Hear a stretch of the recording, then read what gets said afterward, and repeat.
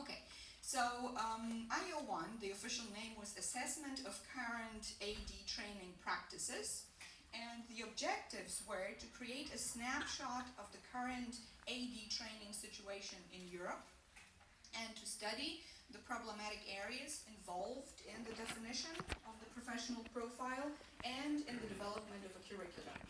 And this IO had two stages, quantitative and qualitative. I'm going to focus on the first one, and Ivana will take over in a moment, and she will tell you a bit more about the qualitative stage that we had. One more maybe remark about teaching and training, right? Why is it teaching and training?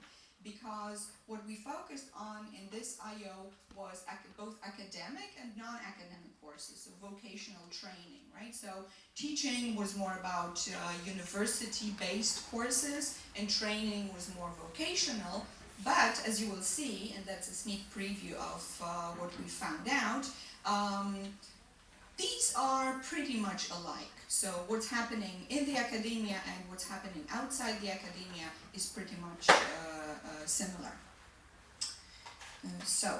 The quantitative stage was based on a questionnaire. And first we gave our respondents some instructions. We asked general questions about the teachers, right? The questionnaire was distributed among teachers and trainers of audio description in Europe. We had a whole set of questions about academic courses, which were more tailored to what we wanted to find out about academic courses, and then a set of questions for non-academic courses, and some general questions about competences that are desired in an audio describer, and some soft skills as well. These soft skills are supposed to make students more employable when they leave a course, when they graduate, or when they finish a course. The questionnaire was online. It was distributed via Instantly, and if translations into the respondent's mother tongue were needed, they were also provided, and an accessible version was provided where necessary. And we managed to target 86 respondents, so 86 teachers and trainers across Europe. We were pretty happy with the number of courses sampled, because each teacher and trainer gave us information about the maximum number of 3 academic courses and 3 non-academic courses. So altogether we managed to obtain information about 192 courses. And half of them roughly were academic and half of them were non-academic. And if you count all the participants that were estimated to have participated in those courses, the numbers are pretty nice, I think. 2,000 participants for academic courses, and more than 1,600 for non-academic courses. Now, the respondent profile.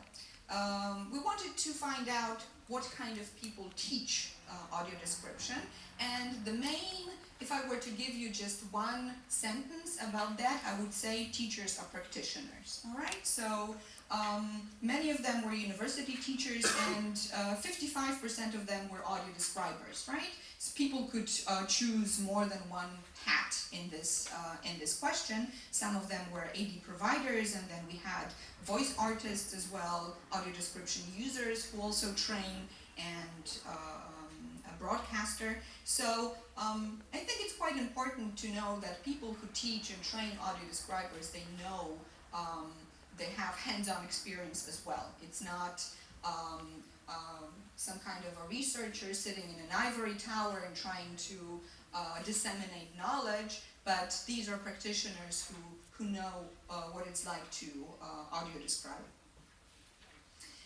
We also wanted to find out to what extent visually impaired people are involved in training as consultants, for instance. And we found out that audio description training is inclusive, because 22% of our respondents always cooperate with VIPs when teaching and training. Some of them do that often and sometimes, so basically about 60 or 70% of the respondents have some cooperation with the end users when training audio describers, which I think is also a good result. We asked about what kind of AD people teach, and basically film, and I think this also includes television, is the mainstream, and this is what most trainers and teachers would focus on. This is followed by museum, audio description, 55% of the courses, theater, other live events, and then we had AD of visuals and teaching materials, 20% of the courses, opera and other, which I don't remember what they were, some festivals, I think, some like traditional festivals in tourist destinations, for instance. Now, we also asked about skills that the trainers and teachers focus on, and we wanted to somehow see whether there are any differences between academic and non-academic courses. We thought that maybe those academic courses are more theory-based, and those vocational courses are more experience-based and hands-on. But as you can see, those percentages here are pretty much the same. So the most important skill is obviously AD drafting, right? So how you write an AD script, and this is no surprise. But it's also nice to see that the second important thing that trainers focus on is awareness, right? So the awareness about the needs of the blind and the visually impaired. So there's a lot of awareness raising about the requirements of the target audience, which I think is really good, because if you take into consideration the wishes and requirements of your target group, you can create a better quality product. And then probably the only difference between academic and non-academic courses was AD voicing. Obviously, non-academic courses might include some workshops and in-house training programs in companies, and their audio describers are also voice artists. They are asked to voice their own descriptions, so non-academic courses focused on AD voicing more, a bit more than academic courses. And then AD software, recording and translation, these were other skills that trainers also focus on, but not as much as the first three. We asked about activities, so what kind of things people do to teach audio description, and practical exercises obviously were at the top, 91 versus 94%. So you can see actually that those academic courses are not really that theoretical, that they are very practical as well, that if you do have a course, an AD course at a university, you get vocational training as well. Theory, that's the difference, obviously. Sometimes academic courses that dealt with AD training were part of some other courses, for instance, an MA, master's seminar. So this is where you have to have some theory as well. So that's probably why there's more theory here.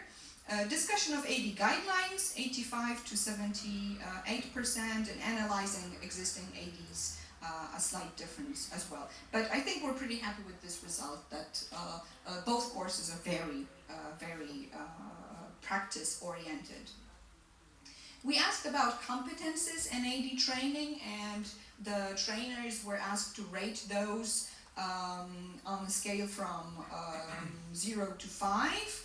0 was not very important and 5 was very important. So choosing information to describe was the most important competence, followed by the perfect use of mother tongue, which I think might not come as a surprise, right? We do want to use nice language, and students and trainees should have a very good command of their mother tongue, or the language they produce audio description in.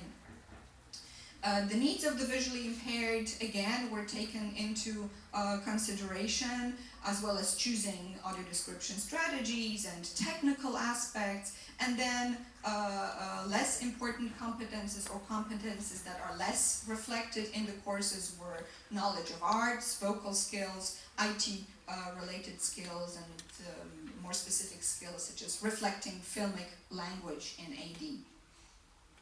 And we did some tests here, statistical tests, and actually the only difference between academic and non-academic courses was for vocal skills. All right, so all the rest was more or less similar. So the priorities of trainers in the academia and outside the academia are more or less similar. We also asked about transferable skills, because I think this is quite important for people to have some non-job specific skills that are useful, that might be useful in other jobs or in life in general. So efficient work organization and time management, that was again on a scale from 0 to 5 considered very important, followed by ethics, self-development, and teamwork. Okay. And now over to Ivana, who will tell you more about the qualitative stage.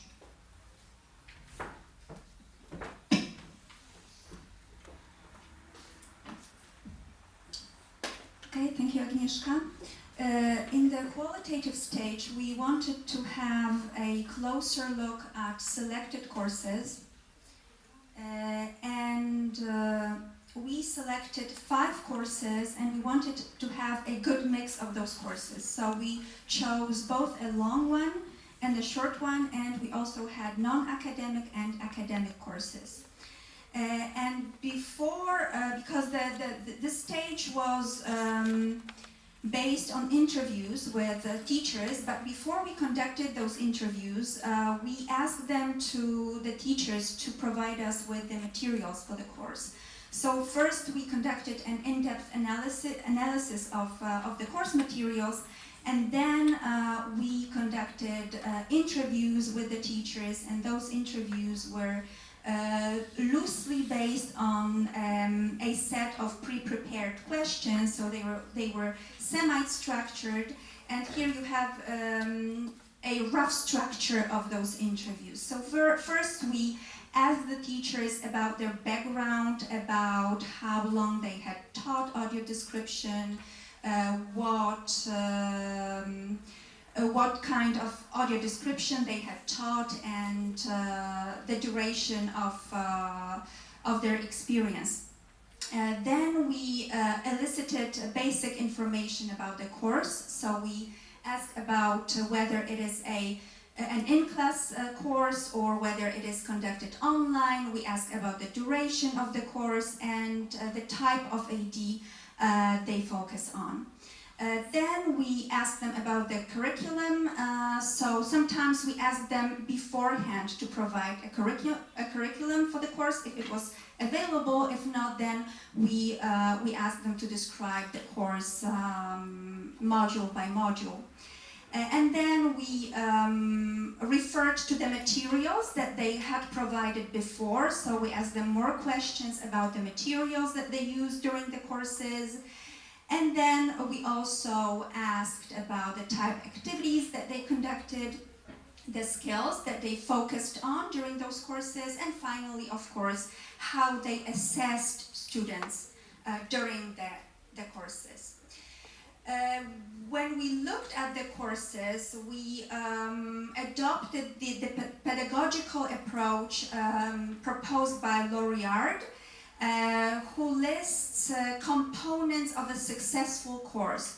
So according to her, a successful course should include learning through acquisition, inquiry, discussion, practice, and collaboration. So by acquisition, she means learning by the students on their own in a way that they read on a topic, they listen to lectures, and they simply absorb knowledge.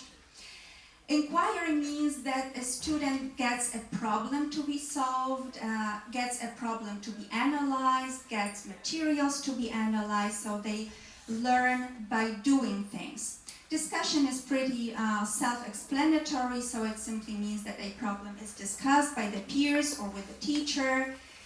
Practice means practical exercises, putting knowledge into practice, putting theory into practice. And collaboration means that there is teamwork involved during instruction. So this was one approach that we adopted, and we also look at the courses from the point of view of contextualized and situated learning, so where a student is at the center of the instruction, and where the student can put their skills into action, into practice, while learning, while still being trained. So now I will go through through the information that we elicited one by one. So first, information about the teacher. It turned out that all of the teachers were researchers and university teachers, and 3 of them were also practicing audio describers. So this basically corroborates the data, the findings that we obtained in the quantitative stage, right? That the teachers are also audio describers. They were experienced teachers because most of them had taught AD for over 6 years, and most of them teach film AD. One course was more focused on theater AD, but most of them focus on teaching film AD. So this again corroborates the previous findings that film is the king when it comes to audio description training. And altogether, all of the teachers during all of the courses that they had taught trained over 460 students. So this again points to the experience that they had. Now, information about the course. One of the courses was conducted exclusively online. One was a blended course, which means that some of the classes were conducted online, and some of the classes were conducted in class, traditionally. And 3 courses were based on traditional in-class instruction. As mentioned earlier, 4 courses focused on film AD, and just 1 course was devoted exclusively to theater audio description. All of the courses were very practice-oriented, so at least 50% of the time was spent on practical exercises. So this again confirms the previous data from the quantitative stage. However, most of the courses did tackle some theoretical aspects in the sense that they discussed AD history, they touched upon the types of visual impairment, the needs of the visually impaired, as well as on audio description legislation in individual countries or also in other countries, especially the US and the UK as a reference point, and then the legislation in the country concerned. One course was more focused on theory. It was an academic course, and there was a greater emphasis placed on linguistics and also discourse analysis approaches. When it comes to materials, obviously the courses were pretty much based on audiovisual materials. If you have to do AD, you have to do it on, especially film AD, you have to have audiovisual materials. So the teachers used movie clips from DVDs, but they also used YouTube films or clips, and also other AD-related programs. All of the courses used PowerPoint presentations for lectures or for presentations delivered by the students. They had reading assignments, there were reading assignments, especially the guidelines. So I think most of the courses also had this component included, that the students had to read the guidelines at one point or another. Only one course was based on a book, on a course book, and one course was based on a manual. Now, when it comes to activities and skills, I think all of the courses had a component where the students analyzed existing ADs, where they had to look for some errors, problems in the existing ADs. The courses, as I said before, presented the guidelines to the students mostly in the form of either presentations or reading assignments, so this was deductive learning. And then there was also inductive learning, so there were some exercises that were based on problem solving or analyzing a problem. So for example, students were asked to research legislation in a given country. So instead of being given a piece of legislation to read or an article about legislation, AD legislation in a given country, they were asked to research this topic, or they were asked to look for information about AD or how to access programs with audio description as if they were a visually impaired person. So they had to put themselves in the shoes of the target recipient of AD and had to see, or got a chance to see on their own what it's like to actually access this information, and to see that very often it's quite problematic, right? So there can be AD provided, but it's difficult to access information about accessibility. Most of the courses, except for the one that was conducted online exclusively, had elements of either pair work or group work or both. So the students were asked to work in pairs, for example, when drafting audio description.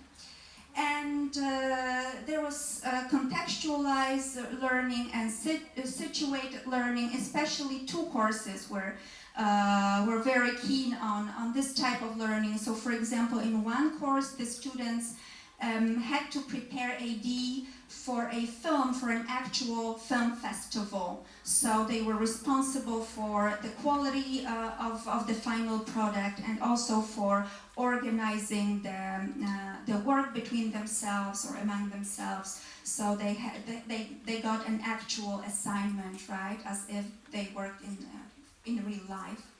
And also in the course focused on theater AD, the students got to be in an actual theater, and they had to guide their colleagues to their seats, and they had to put the headsets on, or help the colleagues with putting the headsets on. So again, they got to experience firsthand what it's like to assist a blind person.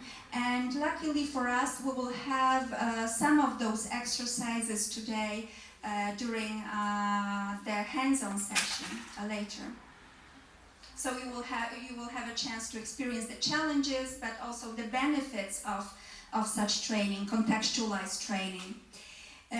Of course, as I said before, there were a lot of practical exercises, and those practical exercises fell into two categories basically. So one category were preparatory exercises, which did not focus on AD per se, or AD as we know it. So for example, the students got to describe a room to their colleagues, or a static image. It was a painting which was to be treated as the opening scene of a film, rather than a painting where where the describer would focus on the style of a painting, for example, right? So this was like an introduction to film AD, but the material used was a static image rather than a moving image. And then the other category was focused on AD drafting exercises, and those exercises, most of them placed a great emphasis on content selection, prioritizing information, and using adequate language. And only one course focused, it was a non-academic one, focused on AD voicing. So again, this confirms the earlier findings, right, that the AD voicing is not really included in most of AD courses. Some of the courses also had presentation of software, but it was subtitling software, as AD software was not available at the time.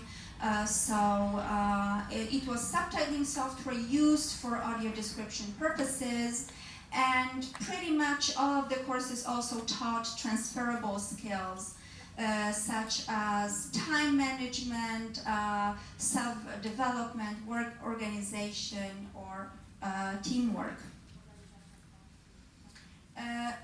As for assessment, most of the courses had both formative and summative assessment. Formative assessment means that the students are assessed as they go, so it is like continuous evaluation, whereas summative assessment means that the students are assessed more towards the end of the course. Examples of summative assessment included tests, an exam, especially in the context of academic training, academic teacher, or doing a final project, submitting a final project, which was usually done in pairs or groups. And there's also peer assessment. So whenever students work in groups or pairs, they get to assess each other's work, but also when they work individually, very often instead of the teacher, it was the students themselves that had to give feedback to their colleagues on how they performed when drafting an AD, for example. And some of the courses also had homework, so this is more of a traditional approach where students were asked to prepare something at home, and then the feedback was given either by the teacher or the students or both. So coming back to Laureate's pedagogical approach, we found that most of the courses did include the elements of a successful course, because we did have learning through acquisition. There were reading assignments, there were lectures where the students could extract knowledge. There was learning through inquiry, so the students had to analyze ADs, for example, existing ADs, or they got to research topics. There was definitely discussion, because most of the ADs that they drafted were discussed in class, and various solutions were proposed, so this was included. Obviously there was practice, right? The trainees, the learners created ADs and did other AD-related exercises. And as I said before, there was collaboration, there was teamwork during the courses. And as I said before, two courses were very strongly focused on situated learning, so on those real-life projects where the student is at the center of the learning process. And also, the courses encourage the students to be reflective about their study, about their learning, so they were asked to, for example, comment on the solutions that they propose. So not just to propose an AD solution, but also to justify why they think this particular solution is effective, is suitable in a particular context. So, to conclude, Generally, teachers are practitioners who cooperate with visually impaired persons. Film is the type of a medium that is taught most often.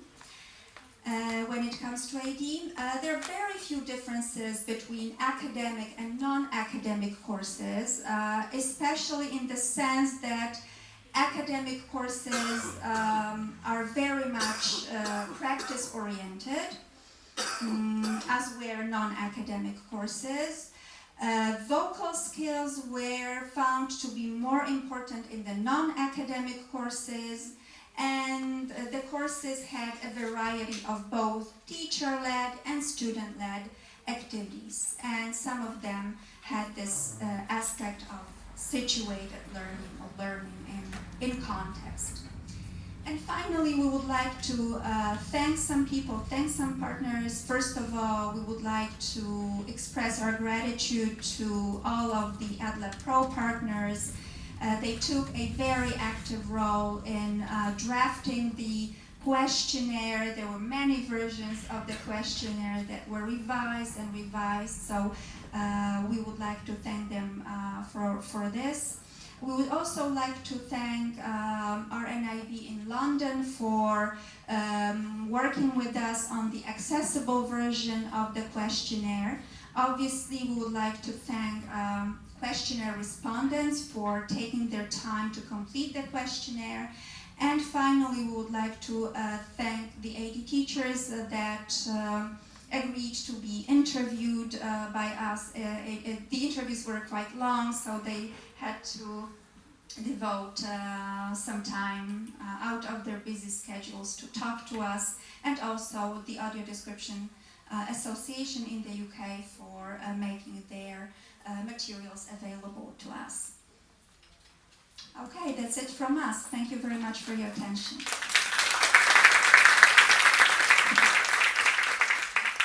Okay, thank you very much, Ivana.